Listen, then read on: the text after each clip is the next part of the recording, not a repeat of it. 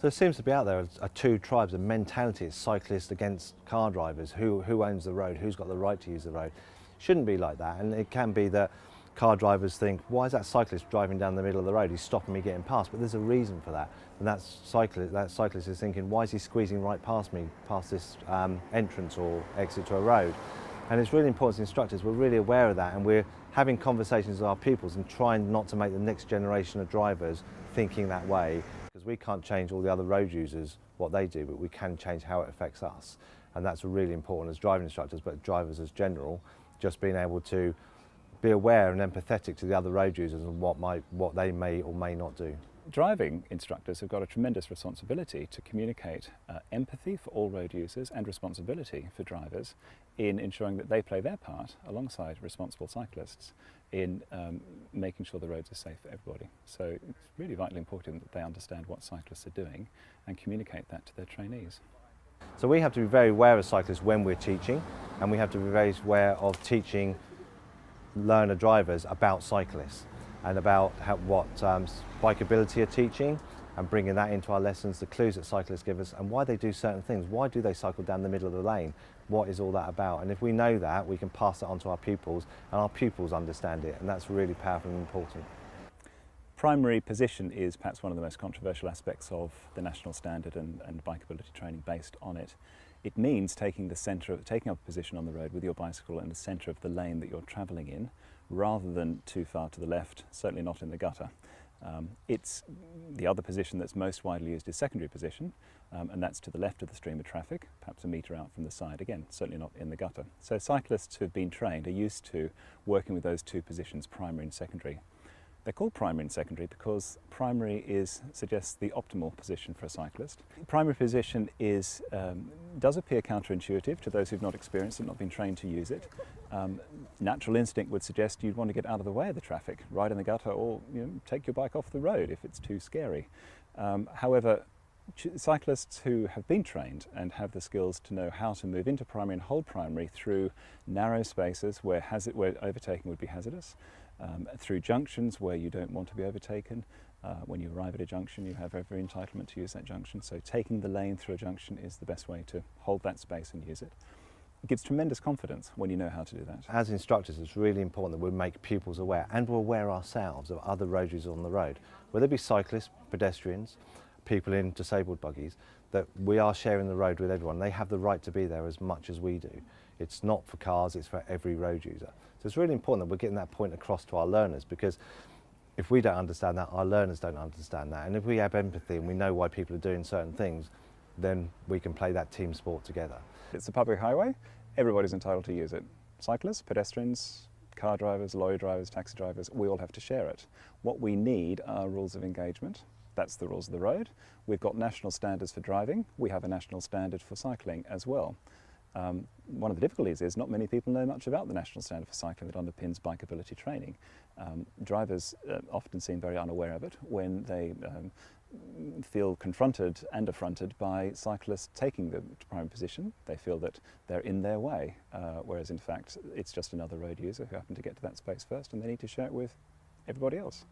So there really isn't a case to be made for any one road user having a predominant claim on the road. We all do. And the job of bikeability and cycle training and driver training is to share that road and train others how to share it properly. So let's have a look at the national standards. We've got a couple that we follow as driving instructors.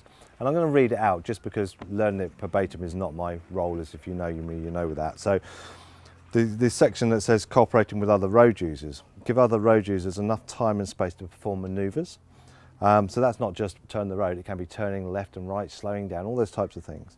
The rules that apply to other road users, so why cyclists are doing what they're doing, for example, particularly drivers of large vehicles or vulnerable road users such as cyclists and motorcyclists, and the position they may select on the road as a result.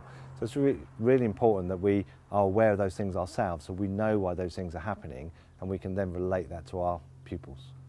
Imagine this situation where you're driving along and you see a cyclist in front of you, and a bus is approaching from the other side. You'd very much like to get past the cyclist, but the cyclist moves out into the middle of the lane. Why would they do that? You have to imagine it from the cyclist's perspective.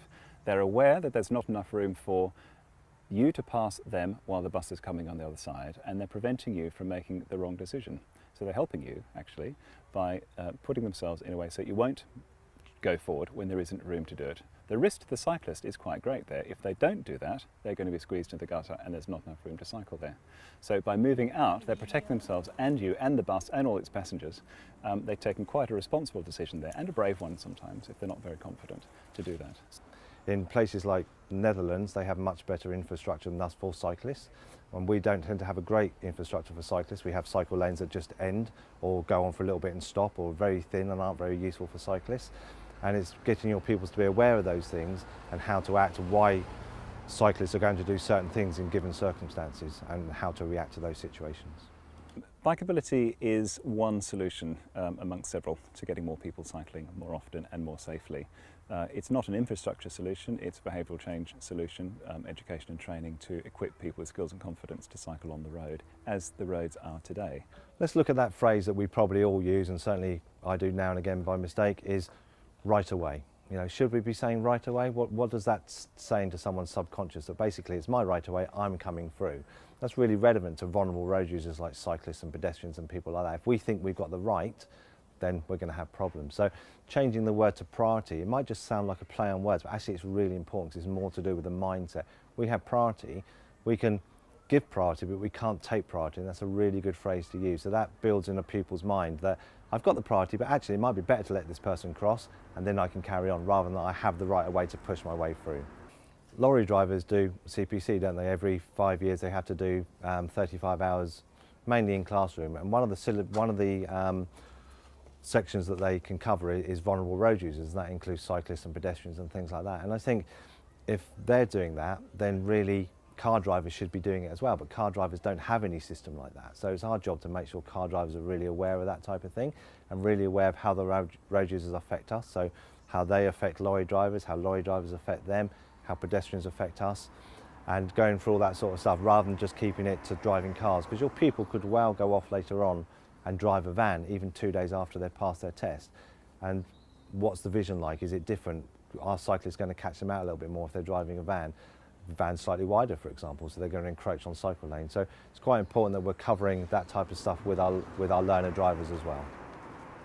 So if you've got people that comes to you, dig a bit deeper, find out what they've done. Do they cycle? Have they been on the course? How did they feel about that? How long ago was it? Do they cycle regularly? How can they bring that into their driving? Okay, so look at some myths and misunderstandings. There's things out there like cyclists have to have insurance, cyclists have to wear their crash hat. Should cyclists pay road tax because on the road? We don't pay road tax either, but that's another discussion. You know, do they have to use cycle lanes?